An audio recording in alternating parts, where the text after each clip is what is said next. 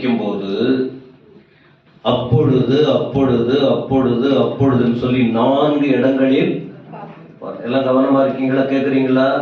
வசனம் கேட்கணும் எல்லாரும் உட்கார்ந்து. நீங்க வசனம் கேட்கலன்னா ஆத்மா கெட்டுடும். வசனம் ரொம்ப முக்கியம். அந்த அப்பொழுது அப்பொழுதுங்கிற ஒரு பகுதிக்கு கீழே அநேக விஷயங்களை நாம அதுக்குள்ள இருக்கிறதா. அப்பொழுது அப்பொழுது எலும்பு கூடு, 4 எலும்புன்னு வச்சீங்களா, 4 எலும்புக்குள்ள இருக்கிற சதை. அப்ப அந்த வசனத்துக்குள்ள இருக்கிற வெளிப்பாடு, அந்த வார்த்தைகள், அதை தான் நம்ம பார்த்தோம். இப்போ இன்றைக்கு என்ன ஒரு செய்தின்னா, தலைப்பு என்ன அப்படின்னு சொன்னா, ஆண்டவர் அருளும் ஆறுதலும் ஆலோசனையும். இந்த வார்த்தை சொல்லும் போதே தெரிஞ்சுக்கணும், ஆண்டவர் நம்முடைய தேவன் யாருன்னா ஆறுதல் படுத்துகிறவர். அதே நேரத்துல ஆறுதல் கெட்டு போகாம இருக்கணும்னா அவர் கொடுக்கிற ஆலோசனைய பெற்றுள்ளார். விளங்குச்சு அந்த வார்த்தை? ஆறுதல் படுத்துறவர் தான், அதுல எந்த மாற்றமும் இல்லை. ஆறுதல் கெட்டு போகாம இருக்கணும்னா அவர் கொடுக்கும் ஆலோசனை. அவர் கொடுக்கிற ஆலோசனையை நாம கேட்காவிட்டால் நமக்கு ஆறுதல் இல்லை.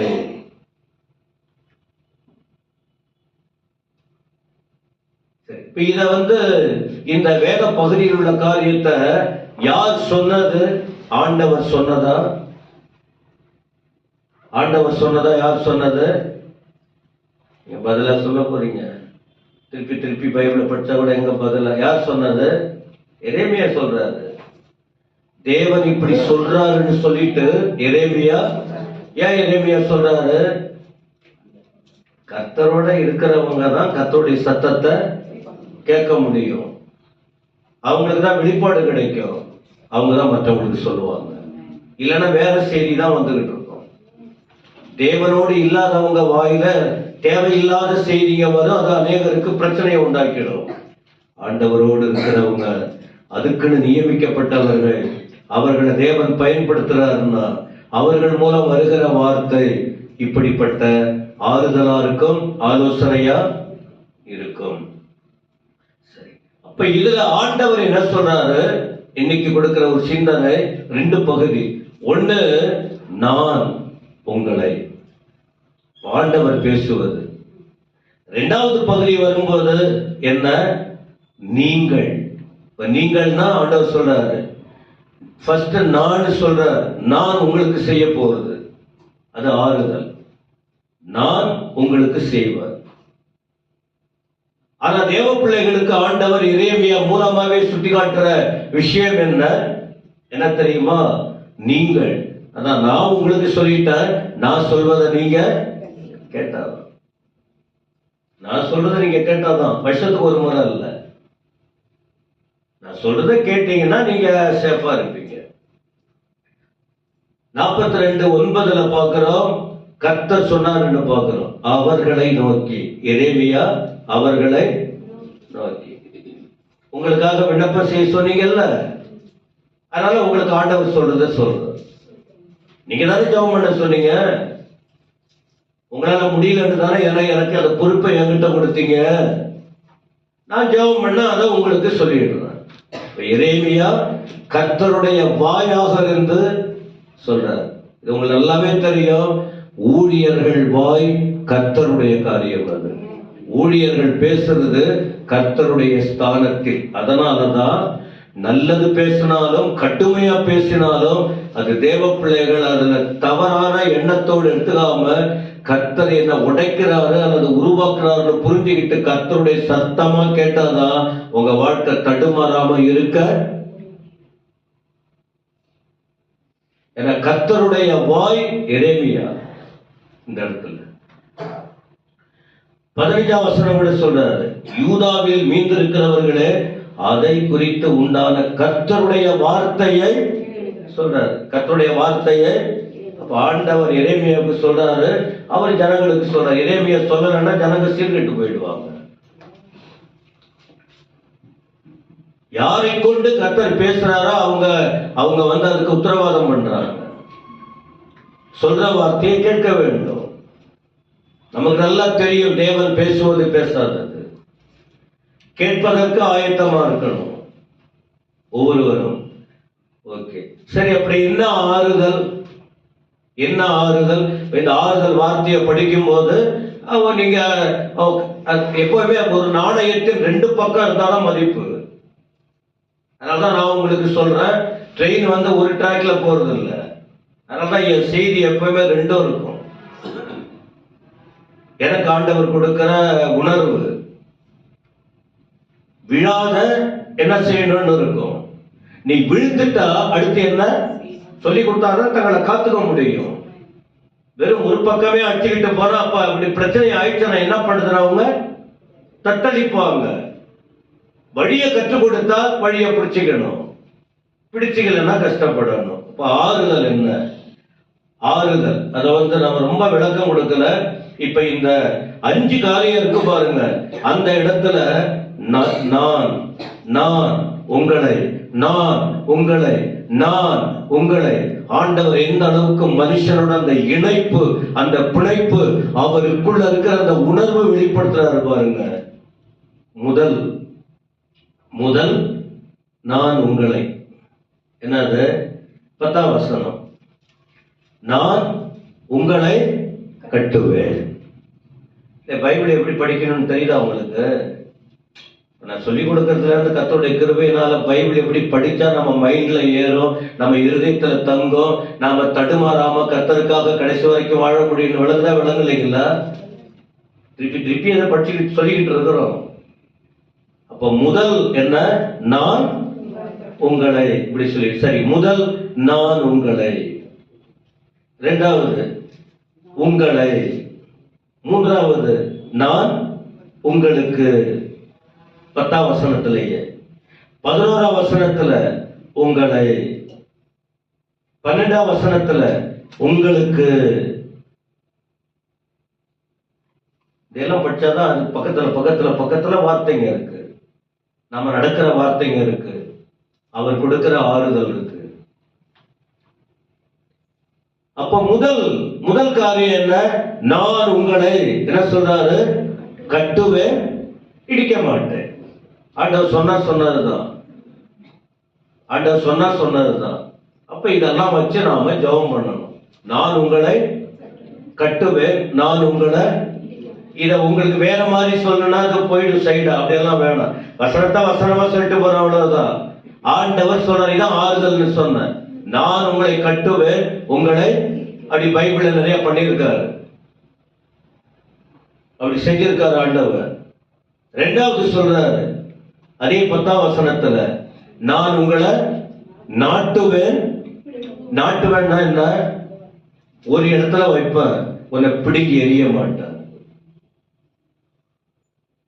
உங்களை ஒரு இடத்துல நான் வைக்கிறேன், நான் என்ன செய்ய, ஆனா எடுத்துடுறாரு, வைக்கிறாரு, சரியா இல்லைன்னா பிடிக்க போட்டுறாரு.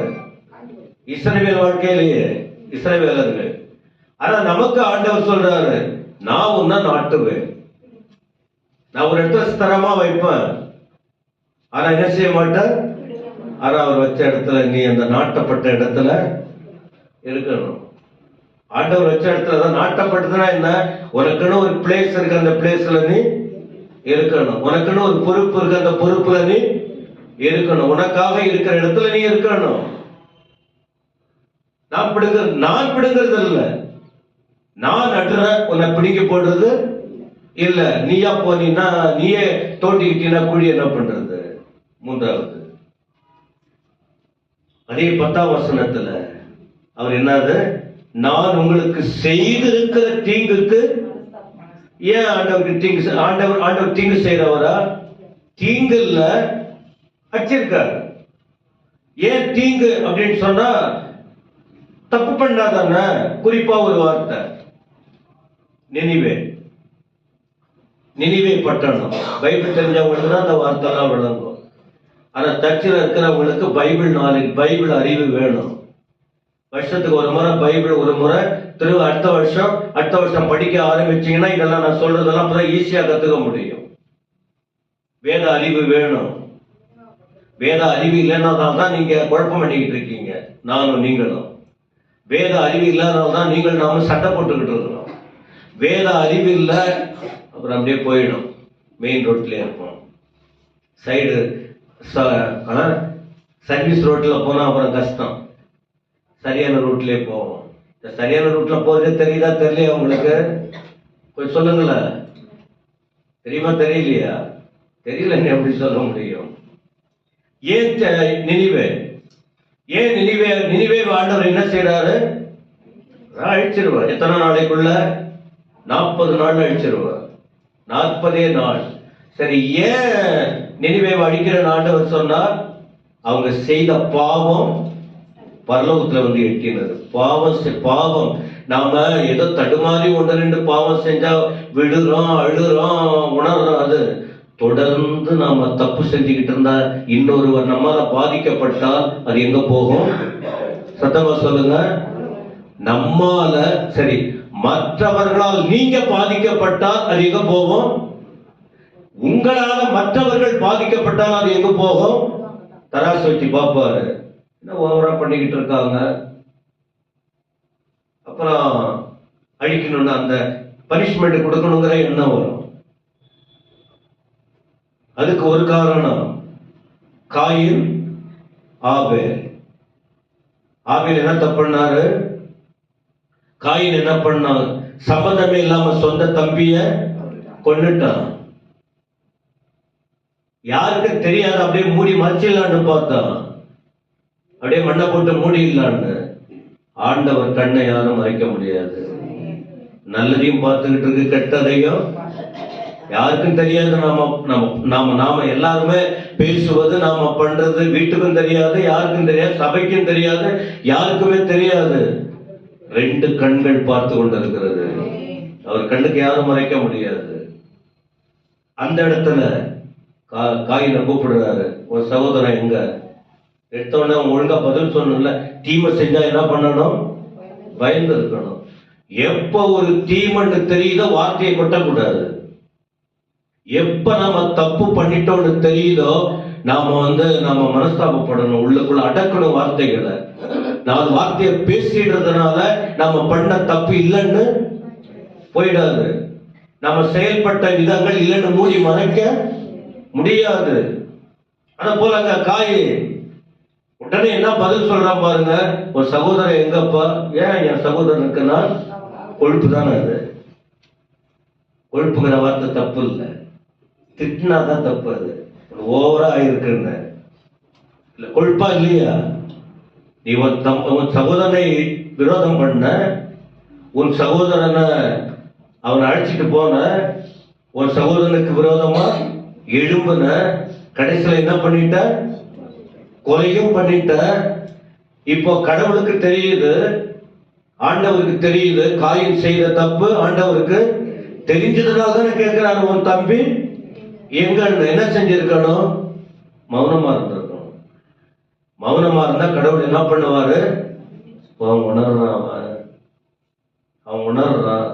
ஆனா அதுக்கு பதில் என்னது? என் சகோதரனுக்கு நான் நீ அப்பதான் உடனே சொல்ல போட்டு உடைக்கிறாரு. யார்கிட்ட வேலை காட்டுற? அவன் ரத்தம் என்ன கூப்பிடுத? அவமானமா இல்லையா? அது அவமானப்படுவதற்கு முன்பு உண்மையை சொல்லிடலாம? என்னைக்கா இருந்தாலும் அவமானம் வருந்தானே. அவமானப்படுவதற்கு முன்பு உண்மையை சொல்லிடலாம். அல்லது ஒண்ணுமே பேசாம நாம அமைதியா இருந்தா அடுத்த வார்த்தை வராத, வேறு ஒரு வார்த்தை வராது. உன் தம்பி நீ கொண்டதுனால உனக்கு 7 பழி வரப்போகுது. பழி சுமரும். அவனால் தாங்க முடியல, கதறான். ஆனால் ஆண்டவர் தண்டிச்சா வேற யாரும் அந்த தண்டனையை ஏற்றுக்கொள்ள முடியாது. யாரும் அந்த தண்டனையை ஏற்றுக்கொள்ள முடியாது. சொன்னவர் தான் மாற்றணும். அதனால அவர் பாதத்துல விழுந்து, அதான் சாட்சிகாரன் காலில் விழுறதை விட அவன் காலையே விழுந்துட்டா நல்லது. ஏன் மற்றவங்க கிட்ட போய் பேசிக்கிட்டு, அவங்ககிட்ட பேசிக்கிட்டு, இவங்கிட்ட பேசிக்கிட்டு, குழப்பம் பெருசாகிக்கிட்டு நேரடியா விழுந்தாச்சுன்னா உடனே கிளியர் ஆயிடுது. ஆண்டவர் காலில் விழுந்தா தண்டனை குறைக்கப்பட்டது.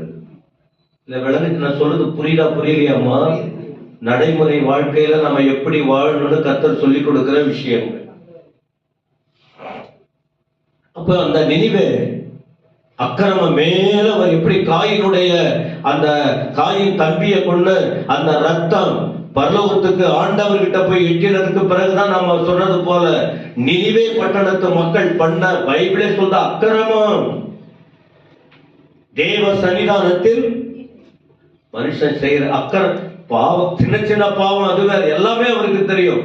அக்கிரமம்னா என்ன தெரியுமா? ஓவரா பண்றது, ரொம்ப ஓவரா பண்றது. என்னதான் பண்றது பார்க்கலாமா? நான் பேசுறேன், என்னதான் நடக்குது பார்க்கலாமா? நான் செய்யறேன், என்னதான் நடக்குது பார்க்கலாம். இதான் ஒரு முறை ஒரு சின்ன தவறுகள் என் வாழ்க்கையில உங்க வாழ்க்கையில இருந்தா அதை உணர்ந்து மனஸ்தாபப்பட்டு திருந்த வேணும். என்ன பண்றாங்க பார்க்கலாமா? இதான் ஓவர்ன்ற. அப்புறம் தான் கர்த்தருடைய கண்கள் கோபமா வருகிறது, கோபகாசம் வருது. ஆண்டவர் கோபப்பட்ட அவர் கோபத்தை யாராலும் திருப்ப முடியாது. ஆனா அங்க ஒரு மனுஷனை அனுப்பினாரு. யார? யோனா. அவர் பிரசங்கம் பண்ணார். அவர் அங்குள்ள ஒரு பெரிய சம்பவம் இருக்கு. ஆனாலும் அங்க நடந்தது என்ன தெரியுமா? அந்த ஜனங்க இது செகண்ட் செய்திக்கு வரணும், அடுத்த பகுதிக்கு இப்பவே வருது. ரெண்டாவது பகுதிக்கு அவங்க கீழ்ப்படிஞ்சாங்க. அப்படின்னா என்ன அர்த்தம்? தங்கள் குறை, தங்கள் தேசத்தின் குறை, நாம ராஜா முதற்கொண்டு கடைசி ஆள் வரைக்கும் தங்கள் குறைகளை சொல்லுங்க. யோனாவை கஷ்டம் கொடுக்கல அவங்க. ஆண்டுடைய வார்த்தையை சொன்ன தேவ மனுஷனுக்கு அவங்க ட்ரபிள் கொடுக்கல. ஆனா தேவ சத்தம் வந்த பிறகு அவங்க எதை உணர ஆரம்பிச்சாங்க? தங்களை உணர ஆரம்பிச்சாங்க. அப்புறம் தான் 40 நாள்ல அழிக்கிறேன்னு சொன்ன ஆண்டவர் அந்த தீங்குக்கு மனஸ்தாபப்பட்டார். ஒரு சத்தியம் அதுல இருக்கா? தீங்குக்கு மனஸ்தாபப்படுகிற தேவன் சிலதை மாற்ற மாட்டார், சிலதை மாற்றுவார். இந்த சிச்சுவேஷன் சூழ்நிலை என்னன்னு பார்த்து. ஆண்டவர் கல்லு நெஞ்சம் உள்ளவர் இல்லை, நல்ல எண்ணம் உள்ளவர். ஆனா அவர் வழியில வரணும்னு கர்த்தர் விரும்புறாரு. 4வது 11ஆம் வசனத்துல 11ல உங்களை கர்த்தர் சொல்றாரு. என்ன சொல்றாரு? உங்களை ரட்சிக்கும்படிக்கும் உங்களை அவன் கைக்கு தப்புவிக்கும்படிக்கும் நான் உங்களோடு ஆறுதலான வார்த்தையை சொல்லிக்கிட்டு இருக்கேன். இப்போ ஆறுதலின் வார்த்தையை சொல்ற 4வது காரியம், உங்க சர்ச்சையில வெறும் அடிதான் விழுந்துகிட்டு இருக்கா? ஒரு காயம் கட்டுற வார்த்தையே வரலையா? சொல்லுங்க. சமாதான வார்த்தை இந்த சர்ச்சில் இல்லையா? உங்க கண்ணீரை துடைக்கிற வார்த்தை இந்த மேடையில இருந்து வரலையா? நீங்க இந்த சர்ச்சில் இருந்து இதுவரைக்கும் ஒண்ணுமே கத்துக்கலையா? சொல்லுங்க. தாய் வயிற்றுல இருந்து பிறந்த அப்படியே ஞானியா மாறிட்டீங்களா? இங்க வந்த நாள் முதல் கர்த்தர் உங்களுக்கு சொல்லி கொடுத்து உங்களை வளர வைக்கலையா? சொல்லுங்க. கத்திருக்கீங்களா இல்லையா?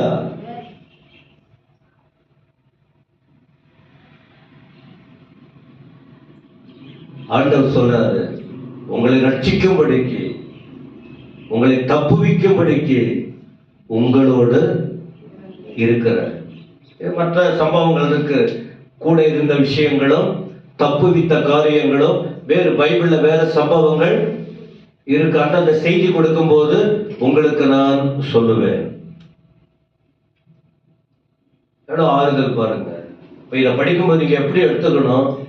தங்களையும் உணரணும், அல்லது நாம் அப்படி இருந்தா கூட ஆண்டவர் நம்மோட கூட இருக்கிறாரா? எல்லாரும் கூடவே இருப்பார் தான். ஓவரா போனா விட்டுருவாரு. நம்ம தானே ஒவ்வொன்றுக்கும் அளவு இருக்கு. ஓவரா அதான் அப்பா ஒரு பிள்ளை வந்து அப்பா கையை பிடிச்சுக்கிட்டு போற வரைக்கும் அப்படியே போய்கிட்டே இருக்கும். அப்படியே கீழே குனிஞ்சு இழுத்துக்கிட்டு போவாரு. அந்த ஒரு குழந்தை இருக்கு நம்ம வீட்டியா, அது என் கையை பிடிச்சுக்கிட்டே வரும். இது வரைக்கும், அந்த கேட்டு வரைக்கும். அப்புறம் அந்த மேல போறதுக்கு அந்த கேட்டை திறந்து விட்டா என் கையை விட்டுரும். விட்டுட்டு அப்படியே தாவி அப்படியே மேல. சரி, நான் என்ன பண்றேன்? விட்டுட்டேன், கத்துக்க போ கொஞ்ச நாள் இருந்து. ஆனால் நான் எனக்கு பயம், கீழே விழுந்துட்டா என்ன வருது? அப்படியே பிடிச்சிக்கிட்டு 3 படி ஏறும். அப்புறம் என் கைய சொல்லுங்க. எதுக்கு சொல்றேன்? ஒரு தாத்தா அல்லது அப்பா பிள்ளை கீழே விழணும்னு அப்பா பார்க்கறது இல்ல. ஆனா கைய விட்டுட்டு திமிரின்னு வச்சீங்களேன், கைய உதறிட்டு போனா போ. அத போல நாம விட்டுட்டாதான் ஆண்டவர் அமைதியா இருப்பாரு. ஆனா அவர் நம்மளை விடுறதே இல்லை. அவ்வளவுதான். அவர் துணையோடு நாம நடக்கணும்.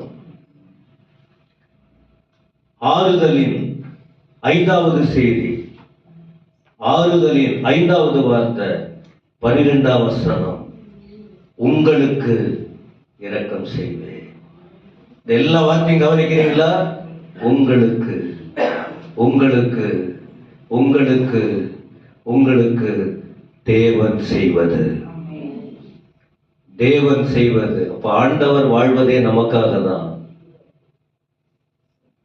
ஆண்டவர் நமக்கு இதெல்லாம் நினைச்சா நாம இன்னும் அதிகமா கர்த்தருக்காக வாழ முடியும். இந்த 5 குறிப்பு எத்தனை பேருக்கு விளங்குச்சு? உங்க பைபிள நீங்க படிக்கணும், இப்படிதான் படிக்கணும், அண்டர்லைன் பண்ணிக்கணும், இதை தியானம் பண்ணணும். அந்த அந்த ஒவ்வொரு வார்த்தைக்கும் முன்ன ஒரு வார்த்தை இருக்கும், அந்த ஒவ்வொரு வார்த்தைக்கும் பின்ன ஒரு வார்த்தை இருக்கும். அதை புரிந்து வாழ்வதற்கு தான் கர்த்தர் நமக்காக வேதத்தில் வார்த்தைகளை எழுதி வைத்திருக்கிறார். அப்ப ஆண்டவர் நமக்கு இந்த நாளிலே, இந்த 2வது வாரத்துல, 3வது வாரமா 2வது வாரமா, முதல் வாரத்துல வெறும் கட்டுவன்னு சொன்னா அப்பொழுதுன்னு, 2வது வாரத்துல நாம உணர்கிற வார்த்தை என்ன? அவர் நம்மோட பேசுறாரு, அவர் நமக்கு கொடுக்கிறார். என்ன? ஆறுதல் கொடுக்கிறார், ஆலோசனை கொடுக்கிறார். இப்ப ஆறுதல் மட்டும் பார்த்திருக்கிறோம். என்ன?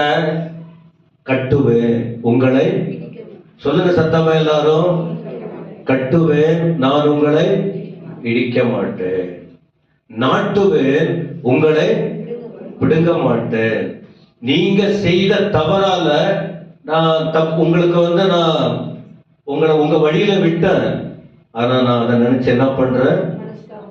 உன் வீட்டார் உன்னை மனஸ்தாபப்படுறதுல போய் செத்து போடின்னு போய் விட்டுருவான்.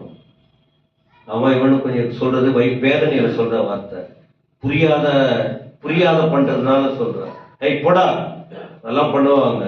ஆனா போடான்னு சொல்லாத தேவன் நம்முடைய தேவன். அதான் உண்மையான தகப்பன், உண்மையான மணவாளன், உண்மையான தாய், உண்மையான தெய்வம். அவர் நமக்காக இருக்கிறார். ரட்சிக்க, தப்புவிக்க, இரக்கம் செய்ய. இப்ப இந்த ஆறுதல் புரிஞ்சுக்கிட்டீங்களா? சொல்லுங்கம்மா. இதெல்லாம் புரிஞ்சுக்கிட்டா அப்புறம் திரும்பவும் பழையபடியே தான் நம்ம வாழ்ந்துட்டு இருக்கணும். வியாதி வரும்போது, மரணம் வரும்போது, நெருக்கம் வரும்போது, கஷ்டங்கள் வரும்போது, பிரச்சனைகள் வரும்போது, அதெல்லாம் எல்லாத்தையும் மறந்துடணும். அப்புறம் நேரம் கடவுள் மேல, கடவுள் என்ன பண்ணிட்டாரு? பாஸ்ட் என்ன பண்ணணும்? கேமரா தூக்கி விடு. கேமரா கூட இல்லையே. இல்ல, பாஸ்ட் என்ன பண்ணணும்?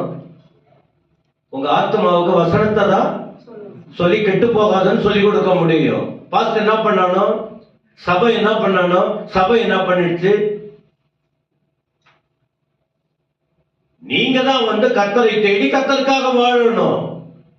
வாழ்வதற்குரிய வழிமுறை ஆண்டவர் இங்க கற்றுக் கொடுக்கிறார்.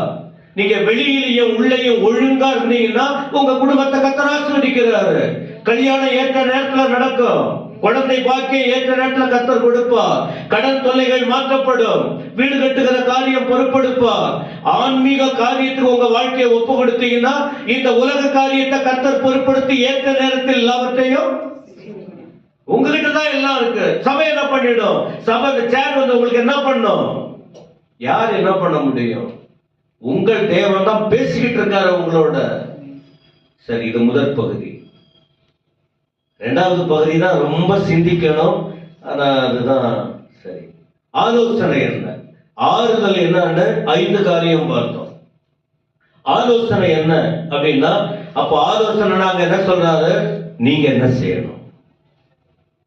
ஆண்டவர் என்ன சொல்றார்? நான் உங்களுக்கு. ஆண்டவர் சொல்றது என்ன? நான் உங்களுக்கு, உங்களை அப்படின்னு சொல்றாரு.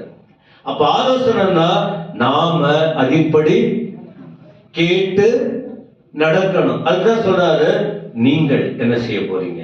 1. 42:10 நீங்கள் இந்த தேசத்தில் தரித்திருந்தார். ஆண்டவர் இருக்கிற இடத்துல இருந்தாதான் ஆலோசனை. அது அவங்களுக்கு தெரியும் என்ன பண்ணணும். விரும்புறதுனால என் அண்ணன் அப்பப்போ மாத்திக்க முடியும். உடுப்பு மாத்திக்கலாம், ட்ரெஸ் மாத்திக்கலாம், ஆனா அழைப்ப மாத்திக்க முடியாது. அப்ப ஆண்டவர் ஏற்கனவே சொல்லிட்டாரு, நான் வந்து இதெல்லாம் பண்ணுவேன்னு. அப்ப அதை அனுபவிக்கணும்னா கர்த்தர் சொல்றாரு, இந்த தேசத்துல அல்லது இந்த வீட்டுல அல்லது இந்த சபையில அல்லது இந்த ஊர்ல இந்த கிராமத்துல அல்லது இந்த இடத்துல உனக்காக நான் வச்சிருக்கிறேன், நீ அதை விட்டுட்டு வேற இடத்துல ஜம்ப் பண்ண கூடாது. நான் சொல்ற இடத்துல நீ அப்படின்னா அதனுடைய உள்நோக்கம் என்ன? அவர் சொல்றதுக்கு கீழ்ப்படியணும். இரண்டாவது, யாருக்கும் பயப்பட கூடாதான். அடுத்த வார்த்தை பாருங்க, நீங்கள் பயப்படுகிற பாபிலோன் ராஜாவுக்கு பயப்பட வேண்டாம், அவருக்கு பயப்பட. ஏன்னா ஆண்டவர் கூட இருந்தா எதிரி ஒண்ணு நம்மளை மேற்கொள்ள முடியாது. எதிரி பெண்ட் எடுத்துருவார். நாம ஆண்டவர் பெண்ட் எடுக்காம ஆண்டவர் பாதத்துல விழுந்தா உங்களை எதிர்க்கிற ஒவ்வொருவரையும் அடிச்சு விரட்டுவாரு, கொலைவிகள் அனுப்புவாரு, வானத்திலிருந்து கல்ல அனுப்புவார். இதெல்லாம் நமக்கு விளங்க மாட்டாங்க. மேலிருந்து கல்லு விழும், குழவிகள் வரும், எங்கெங்க கொட்டும் நமக்கு சொல்லுங்க. பயப்படக்கூடாது. பயப்படுறதுனால ஒரு காரியத்தை நம்ம சாதிக்க பயப்படக்கூடாது. நேபுகாத்நேச்சார் என் ஊழியக்காரன் சொல்றாரு, அவர் அனுமதி இல்லாம அவன் இஸ்ரேல் நாட்டுக்கு வர முடியாது. அவனை எப்படி திருப்பணும்னு கர்த்தருக்கு தெரியும், ஆண்டவருக்கு தெரியும். நாம பயப்படக்கூடாது, பயத்துக்கு இடம் கொடுக்க கூடாது. மூன்றாவது, நேரம் இல்லாதனால ஓடிக்கிட்டு இருக்கான். நேரம் இல்லாததினால். மூன்றாவது என்ன தெரியுமா? ஆண்டவர் சத்தத்துக்கு செவி கொடுக்கணும். இந்த செவிட்டுக்காக எடுத்துடணும். செவிட்டுக்காகனா என்ன? நான் அப்படிதான் இருப்பேன், நீ என்ன வேணாலும் பண்ணிக்க, இல்ல பேசாதீங்க, அப்படி நான் அப்படிதான் பேசுவேன், அப்படி செய்யாதீங்க, நான் அப்படிதான் செய்வேன், இங்க போகாதீங்க, நான் போவேன், என்ன தப்பா? இதான் செவி கொடுக்கிறது.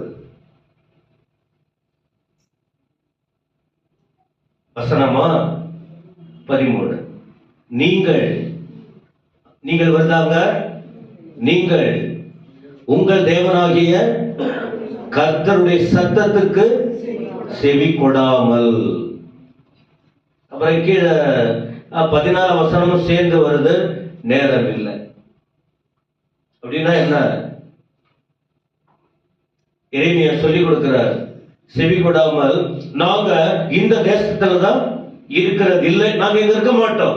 நீ சொல்றபடி யூதா தேசத்துல என்னால இருக்க, நீ சொல்றபடி இந்த ஊர்ல என்னால இருக்க. மனுஷ சொல்ற இடத்துல நீ இருக்க வேணாம், ஆண்டவர் சொல்ற இடத்துல இருக்கணும். மனுஷன் சொல்லி மனுஷீகத்துல மனுஷன் சொல்ற இடத்துல நீ இருக்க வேணாம், ஆனா ஆண்டவர் சொல்ற இடத்துல இங்க சொல்லி கொடுக்கிறார். ஒருவேளை உங்கள் தேவனாகிய கர்த்தர் சொல்ற வார்த்தைக்கு நீ செவி கொடாமல் போனீன்னா அப்படின்னு சொல்ற. அப்போ மூணாவது விஷயம் என்ன? ஆண்ட 14 வசனமும் சேர்த்துதான் வருது. என்னது? நாங்கள் யுத்தத்தை காணாததும் எக்கால சத்தத்தை கேளாததும் அப்பத்தாட்சியினால் பட்டினியாய் இராததுமான எகிப்து தேசத்துக்கு. ஏன் எகிப்துல அதெல்லாம் இல்லையா? இப்ப அவங்க வாயில எகிப்துல இந்த அனுபவம் எல்லாம் இல்லையா? ஆனா இஸ்ரேல் நாட்டுல இந்த அனுபவம் எல்லாம் இன்னைக்கு வரைக்கும் இருக்கு. அப்போ அப்படி எகிப்து தேசத்துக்கு போய் அங்கே தரித்திருப்போம் என்று சொல்வீர்கள் சொன்னீங்கன்னா, ஏற்கனவே திரும்பிட்டாங்க, மைண்ட் அங்க போயிட்டு பிளான் பண்ணிட்டாங்க, ஏற்கனவே பிளான் பண்ணிட்டாங்க, போயிட்டாங்க. ஆண்டவர் தடுத்து நிறுத்துறார். எங்க? 41:18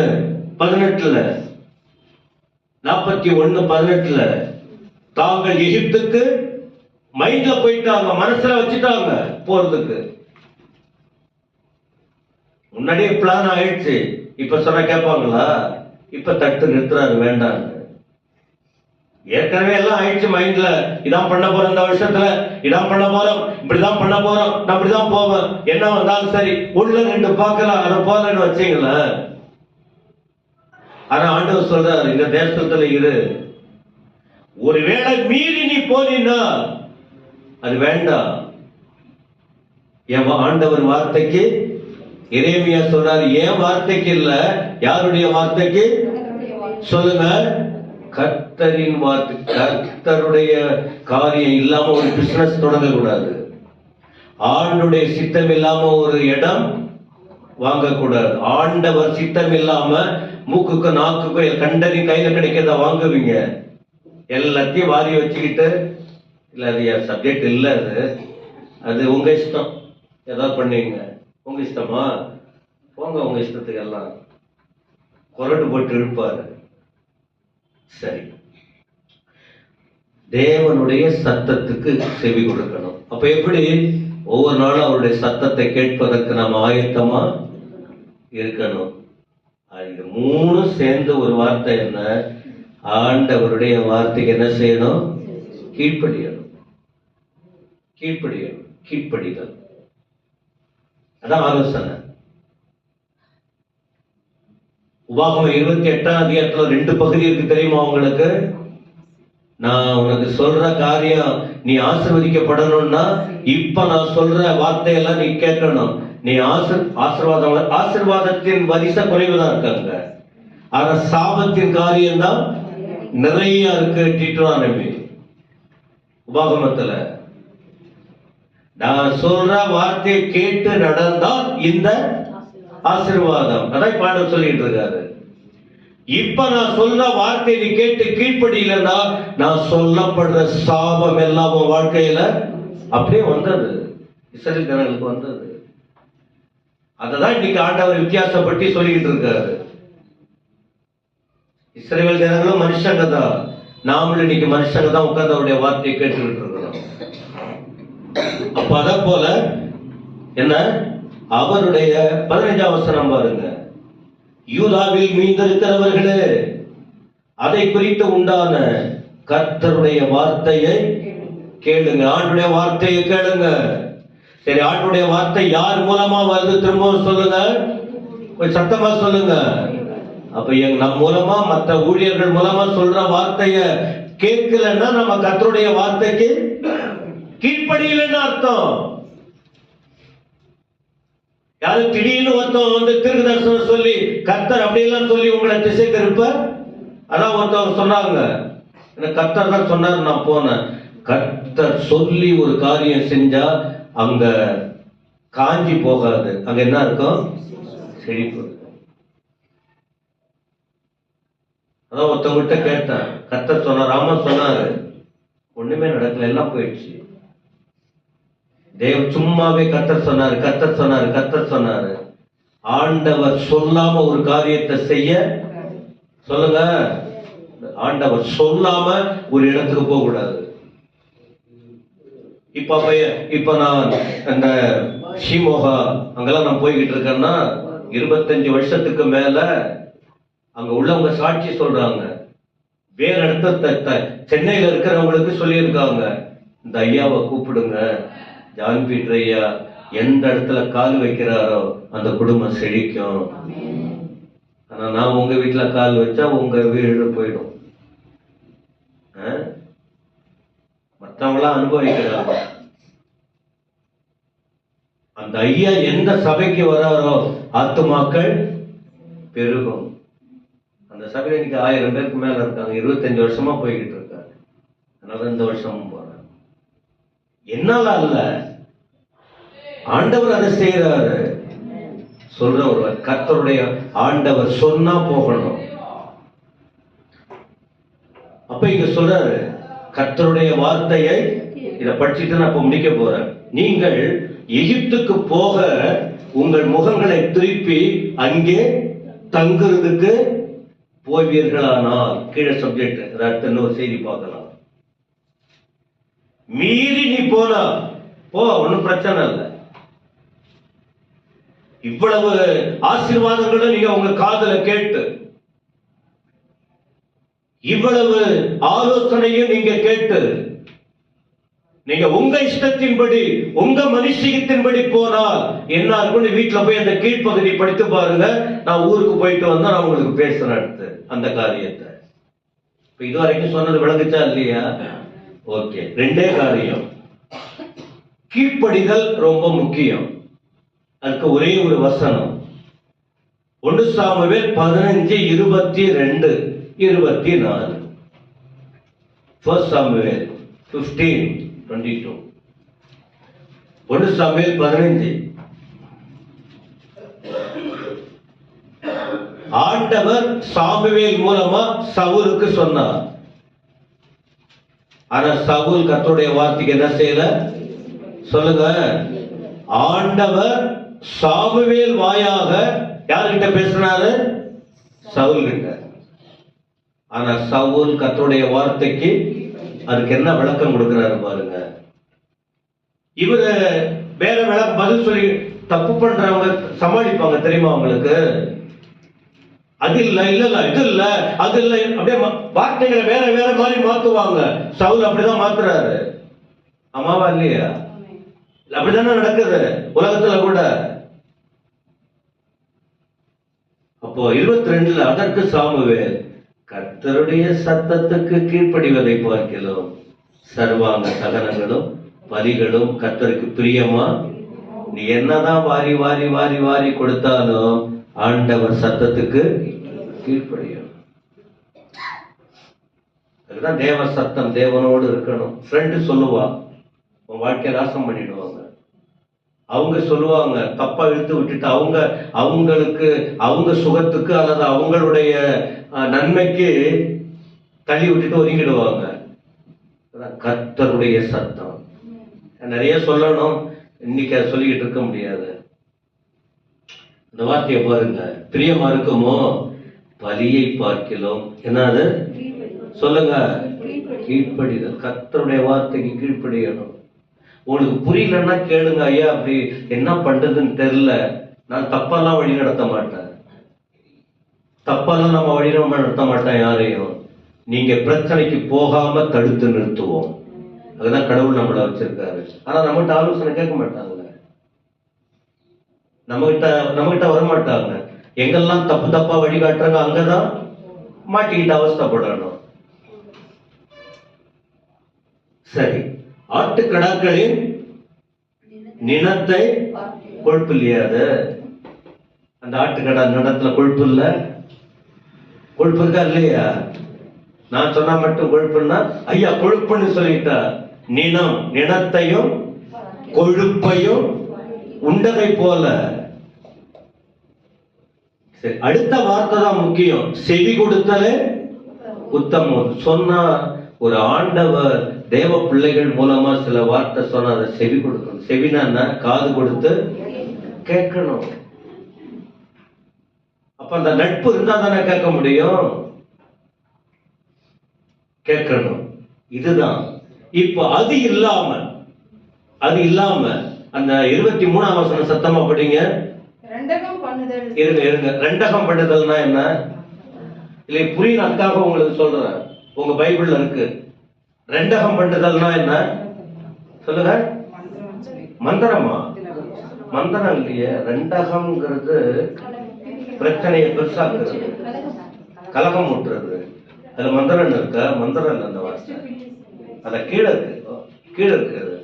ரெண்டகம் பண்ணுதல்னா கலவரம் பண்றது, ஒருத்தவங்க ஒட்ட விடுறதே இல்லை, ஒருவர் இன்னோட ஐக்கியமா இருக்க விடுறது இல்லை, கலகம் பண்றது, கலகம் பண்ணி அவங்களை பிரிச்சு பிரிச்சு பிரிச்சு பிரிச்சு பிரிச்சு விடுறது, ரெண்டகம் பண்றது.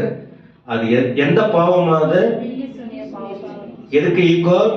இன்னைக்கு சபையில உள்ளவங்க நாம பண்ணல, ஆனா நம்ம அறியாம பண்ணிக்கிட்டு இருக்கோம். தெரியுமா உங்களுக்கு? பிலிசூனியம் பண்ணிக்கிட்டு இருக்கிறோம். போயிட்டு அவங்கிட்ட போய் முடி வெட்டி கொடுக்கல, அவங்கிட்ட போய் மைய கொடுத்துட்டு வரல. அவர் என்ன சொல்லுவார்? நம்மள அறியாமலே இந்த பாவத்தை நாம எது கீழ்ப்படியாம அவர் வார்த்தைக்கு செவி கொடுக்காம, அப்ப அந்த பாவம் எப்படிப்பட்டதா? ரெண்டகம் பண்ணுதல். அப்போ அப்படின்னா டிஸ்டர்ப் பண்ண, மற்றவங்களுக்கு டிஸ்டர்ப் பண்ண, பில்லி சூனியம் பண்ற போல அர்த்தம். இன்னொரு ஆத்மாவுக்கு நம்ம இடைஞ்சல் பண்ண முடிஞ்சா ஒரு ஆத்மா வளர்றதுக்கு முயற்சி பண்ணணும். அவன் பாவம் அவனோட போட்டும், அவனுக்காக ஜெபம் பண்ணலாம். இன்னொரு ஆத்மாவுக்கு நம்ம இடைஞ்சலா இருக்க, இல்லைன்னா நீ பில்லி சூனியம் பண்ணிக்கிட்டு இருக்கன்னு அர்த்தம். ரெண்டாவது ஒரு காரியம் இருக்கு. இதெல்லாம் நான் ராத்திரி படிக்கும்போது காலையில அது பில்லி சூனிய பாவம். அப்ப பில்லி சூனியம் என்பது என்ன சொல்லுங்க? பாவம். ரெண்டகம் பண்றது அப்ப என்ன? அது பாவம். இது அவங்களுக்கு தெரியுமா தெரியாதா? அவங்க பண்றது தெரியுமா தெரியாதா? ஏன் நல்லவங்களை சொல்லுங்க ஐயா, சொல்லுங்க. தெரியுமா தெரியாதா? கண்டிப்பா தெரியும். இரண்டாவது ஒரு பாவம் சொல்றாரு, முரட்டாட்டம் பண்ணுதல். முரட்டாட்டம்னா என்ன? முன்ன உள்ளது அது கலகம்தான். முரட்டாட்டம்னா என்ன சொல்லுங்க? பிடிவாதம், முரண்டு பிடிக்கிறது. முரண்டு பிடிக்கிறது. என்ன சொன்னாலும் நான் கேட்க மாட்டேன். என் வழி தனி வழியா? ஓஹோ, என் வழி அதுதான், என் குணம் அதுதான், அதுதான் மாறணும். முரட்டாட்டம் பண்றது. எவ்வளவோ பேர் என்னவோ சர்ச்சையில பண்ணியிருக்காங்க. நான் வீட்டுக்கு வீடு கலகம் பண்ணியிருக்கேன். ஏதாவது நான் அவமானப்பட்டிருப்பேன். அந்த குடும்பத்தை ஒற்றுமைப்படுத்த தான் நான் முயற்சி பண்ணுவேன். நான் முரடு பிடிச்சிக்கிட்டு இருக்கேன்னா அவங்கள நான் சேர்க்கவே மாட்டேன். அவன் வீட்டுக்கு போகவே மாட்டேன். அவங்க கிட்ட நான் பேசவே, அவன் கையெடுத்து விஷ் பண்ணா கூட படி அப்படின்ட்டு அப்படியே போவேன். அப்படியே போற. நீங்க எல்லாம் பண்ணுவீங்க அப்படி முரட்டாட்டம். இந்த வருஷத்தின் 2வது ஞாயிற்றுக்கிழமை மாறணும். அது ஒண்ணு கொண்டு வரல, ஒண்ணு கொண்டு போறது. கர்த்தர் இப்படிதான் பேசுவார். பேசுறாரா பேசலையா? பேசுறாரா பேசலையா? முரட்டாட்டம் பண்ணுதல் என்ன பாவமா? அது அது என்ன பாவமா சொல்லுங்க? அவபக்தினா பக்தி இல்லாத வாழ்க்கை. பக்தி இல்ல. பக்தி இல்லைன்னா என்ன? எங்க பிரசங்கம் பண்ணிக்கிட்டு பாட்டு பாடிக்கிட்டு பின்னாடி நின்று கண்டதையும் பார்த்துக்கிட்டு கண்டதையும் பேசிக்கிட்டு, அதான எத்தனை நாள் பண்ணி இருக்கிறோம். அந்த ஆளு அவன் பாட்டுக்கு சொல்லிக்கிட்டு இருக்கிற வீடு உட்கார்ந்துக்கிட்டு பின்னாடி அரட்டை அடிச்சுக்கிட்டு எவ்வளவு பாவம் பண்ணியிருக்காங்க நிறைய பேர். நீங்க இல்ல. இந்த வருஷம் அது இருக்கக்கூடாது. அவபக்தி உள்ளவங்களுக்கு தண்டனை கொடுக்க ஆண்டவர் வரப்போறார். தெரியுமா? எங்க இருக்கு? யூதா நிருபத்துல. அடிக்கடி அங்க பார்க்கலாம். அவபக்தி உள்ளவர்களை கண்டிக்க, அவர்களை நியாயம் தீர்க்க ஆண்டவர் என்ன பண்ண போறாரா? ஏனோக்கு முன்கூட்டியே பிரசங்கம் பண்ணி இருக்கிறாரு. என் சர்ச்சில் இருக்கிறவங்களுக்கு ஒரு பயபக்தி வேணும். ஒரு ஊழியக்காரனா ஒரு பயம் இருக்கணும். ஒரு பெரியவங்கன்னா ஒரு பயம் இருக்கணும். ஐயோ யார பத்தி நம்ம பேச வேண்டாம் பாக்குற ஒரு பயம் இருக்கணும். பயபக்தி சொல்லி வருவதில் நமக்கு நாம வரணும். பயபக்தி. அடுத்த வார்த்தை இன்னும் பயங்கரமா இருக்கு. என்னது? விக்கிரக. நீ கோயிலுக்கு போகல, நீங்க தேங்காய் உடைக்கல, நீங்க குங்குமம் பூசல, நீங்க காவடி எடுக்கல, நீங்க மொட்டை அடிக்கல, வேற ஒண்ணும் பண்ணல. முரட்டுத்தனம் உங்களுக்கு இருந்தாலே, முரட்டுத்தனம் இத பண்ணாதப்பா, நான் அப்படிதான் இருப்போம் பாஸ்டர், நீ முரடு. அப்ப என்ன பண்ற? உனக்கு பக்தி இல்ல. ரெண்டாவது நீ எப்படிப்பட்டவனா இருக்கிற? விக்கிரக ஆராதனை நேரடியா கர்த்தர் பகைக்கிறாரு. தெரியுமா? அறுப்புண்டு போவானா. இதெல்லாம் பைபிள்ல இருக்கு. இத போல வசனம் வார்த்தையா படிச்சா நமக்கு தெளிவு கிடைக்குதா கிடைக்கலையா? ஆனா இதே வார்த்தையை பிரசங்கன்னா நிறைய வார்த்தைகளை சொல்லலாம். நடைமுறையில என்னென்ன பிரச்சனை இருக்குன்னு நான் அந்த அளவுக்கு போகவில்லை. இந்த வருஷம் ஒரு வித்தியாசமான மனநிலை நமக்கு வேணும். ரெண்டாவது கர்த்தர் சொன்னா, நான் சொன்ன பாருங்க, ஆசீர்வாதம் வேணும்னா கர்த்தர் உயர்த்துகிற வரைக்கும் அடங்கி இருக்கணும். என்னது? அவசரப்படக்கூடாது. அப்ப முந்தைய என்ன சொன்ன? கீழ்ப்படிதலுக்கு சாமுவேலும் சவுலும். தேவ ஆசீர்வாதம் பெறுறதுக்கு மனுஷிகளை கர்த்தருடைய சத்தம் கேட்டு செயல்படணும். யோசேப்பும் மரியாளும். மத்தேயு 2ஆம் அதிகாரம்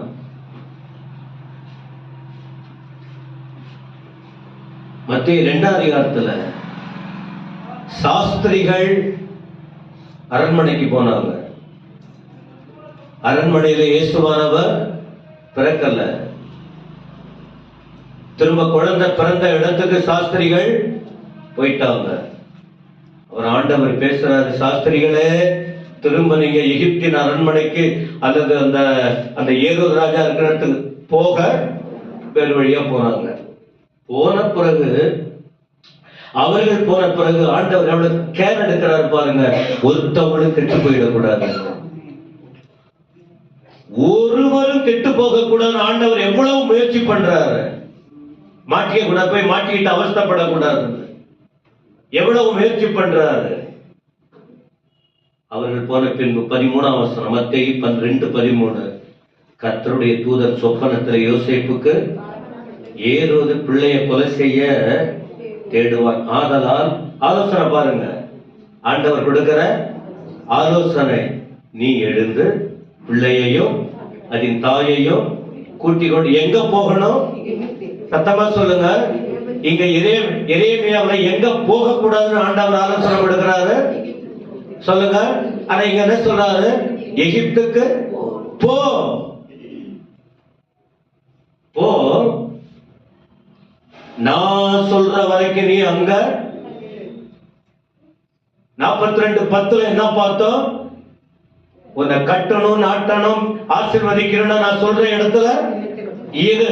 இந்த வார்த்தையை பாருங்க, நான் சொல்ற வரைக்கும். அவங்க சொன்னாங்க, இவங்க சொன்னாங்க, நான் போயிட்டேன். கர்த்தர் சொல்ற வரைக்கும் நாம் அங்க இருக்கணும். எனக்கு கர்த்தர் சொல்லியிருந்தா பங்கார்பேட்டை விட்டு தோத்திரத்தோட பெங்களூர் போயிருப்பேன். என்ன ஆண்டவங்க தான் வச்சிருக்காரு, இது வரைக்கும் நடத்திக்கிட்டு இருக்காரு. தேவன் நடத்தாத இடத்தில், தேவன் சொல்லாத இடத்தில் நாமே விரும்பி போனா, இன்னொருத்தவங்க சொல்லி பண்ணா அந்த இடத்துல ஆசீர்வாதம் இல்லவே இல்லை. கர்த்தர் சொல்ற வரைக்கும். அப்புறம் போயிட்டாங்க, கீழ்ப்படின எகிப்துக்கு போக புறப்பட்டாங்க. 20ஆம் வசனம் திரும்பவும் ஆண்டவர் சொல்றாரு, ஏரோது இங்க பாருங்க, ட்ரபிள் பண்றவங்க ஒரு நாள் போய் சேர்ந்துருவாங்க. உங்களுக்கு யாரு தொந்தரவா தெரியுது, அவங்கள கர்த்தர் பார்த்துக்குவாரு, உங்களை காப்பாற்றுவார். ஆனா நீங்க அவங்களுக்கு தொந்தரவு கொடுக்க நீங்க விலகி போயிடணும். தேவ பிள்ளைகளை, மற்றவங்களுக்கு நீங்க தொந்தரவு கொடுக்க கூடாது. நீங்க என்ன செய்யணும்? விலகி போயிடும். உங்க சமாதானத்தை நீங்க காத்துக்கொள்ளணும். அப்ப இப்படி பண்ணிக்கிட்டு இருக்காங்களே, ஆண்டவர் பார்த்துக்குவாரு, ஏரோதை கொண்டுடுவாரு. தங்கள் பிள்ளைகளுக்காக தேவ சித்தம் நிறைவேற சிலர் ஓவரா பண்ணாமல என்ன பண்ணிடுவாரு? தீர்த்து கட்டிடுவாரு. நம்ம மற்றவங்க தீர்த்து கட்டணும்னு ஜெபம் பண்ணோமா? அப்படியெல்லாம் வேணாம். நம்ம சொன்னாலும் சொல்லாவிட்டாலும் எது நடக்குமோ அது, நம்ம சொன்னாலும் சரி, ஜெபித்தாலும் ஜெபிக்காவிட்டாலும் எது நடக்குதோ அது கண்டிப்பா நாம கர்த்தர் சொல்ற இடத்துல கர்த்தருடைய வார்த்தையின்படி. அடுத்த வார்த்தை பாருங்க, திரும்பவும் சொப்பனத்துல காணப்பட்டு, எகிப்திலே யோசேப்புக்கு சொப்பனத்தில் காணப்பட்டு, நீ எழுந்து பிள்ளையையும் அதன் தாயையும் கூட்டிக் கொண்டு எங்க போகணும்? அப்ப எகிப்துல இருப்பது தேவ சித்தம், எகிப்துக்கு போவது தேவ சித்தம் இல்ல. எகிப்திலேயே இருப்பது தேவ சித்தம் இல்ல. கொஞ்ச நாள் அங்க இருந்து கத்துக்கிறோம். 430 வருஷம் தான் அவங்க. ஆனா அவங்க நிரந்தரமா இருக்க வேண்டிய இடம் என்ன? இஸ்ரேல் தேசம். அதை போல இந்த இடத்துல கொஞ்ச நாள் எகிப்துல இருந்தாங்க. அப்புறம் ஆண்டவர் சொல்றாரு, நீ என்று தாயை கூட்டிட்டு இஸ்ரேல் தேசத்துக்கு போ. பிள்ளையின் பிராணனை வாங்க தேடினவர்கள் இறந்து போனார்கள். அதன் பிறகு இஸ்ரேல் தேசத்துக்கு வந்தார். அடுத்த 2 வசனம் இருக்கு, அது இன்னும் கொஞ்சம் அடுத்த சப்ஜெக்ட் இருக்கு. எனவே இன்னைக்கு சொல்லப்பட்ட வார்த்தை எத்தனை பேருக்கு விளங்குச்சு? நிறைய சத்தியம் போயிருக்கு. தேவன் கொடுக்கிற ஆறுதல், ஆலோசனை. ஆறுதல் என்னன்னு பார்த்தோம், ஆலோசனை என்னன்னு பார்த்தோம். மனசுல இருக்குதோ என்னவோ எனக்கு தெரியாது. எல்லாத்தையும் கேட்டு நானும் நீங்களும் யாருக்கு கீழ்ப்படியணும்? அவ்வளவுதான். கர்த்தர் சீக்கிரம் வரப்போறாரு, வருகைக்கு ஆயத்தப்படணும். கர்த்தர் நம்முடைய இடைப்பட்டு கொண்டே இருக்கிறார். ஆண்டவர் எங்க சுத்தி வளைச்சு போனாலும் நம் தேவன் அவருக்காக நாம் எழுந்திருப்போமா? பிரசங்கம் முடியும் போதுதான் முக்கியம். உடனே எழுந்து வெளியில போயிடுவாங்க சிலர். பந்தி முடிச்சுட்டு கூட அந்த கடைசி நிமிஷம் தான் ரொம்ப முக்கியம். கடைசி நிமிஷம் இந்த செய்தி யோசித்து பார்க்க, யோசித்து பார்த்து கண்ண முடிஞ்ச எல்லாரும் கற்றுக்கிட்ட. இந்த ஃபர்ஸ்ட் சர்வீஸ் கொஞ்சம் லேட் ஆகுது எனக்கு தெரியும். நான் தொடங்குற நேரமும் பிரச்சனை இருக்கு. 8 மணிக்கு முடிக்க முயற்சிக்கிறேன். ஆனா புரியுது எனக்கு. ஆனாலும் தேவன் நம்மோடு இடைப்பட்டு கொண்டிருக்கிறார்.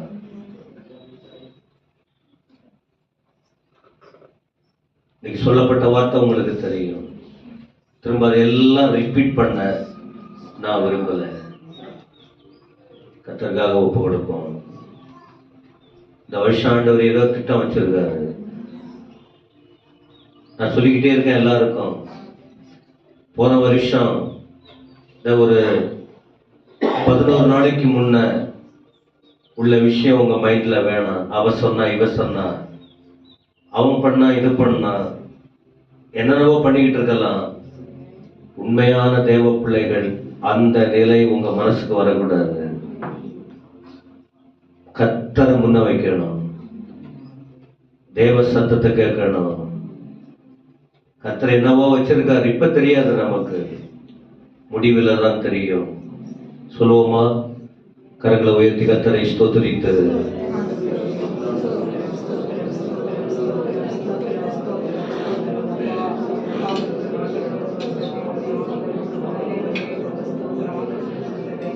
உம்மை அதிகம் அதிகம் நேசிக்க கிருபை வேண்டுமே.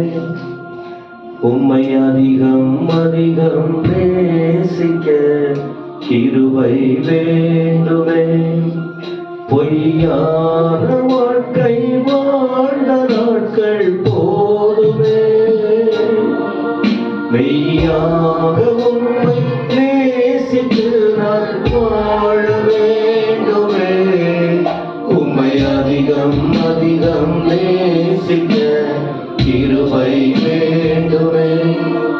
உம்மை அதிகம் அதிகம் நேசிக்க கிருபை வேண்டுமே.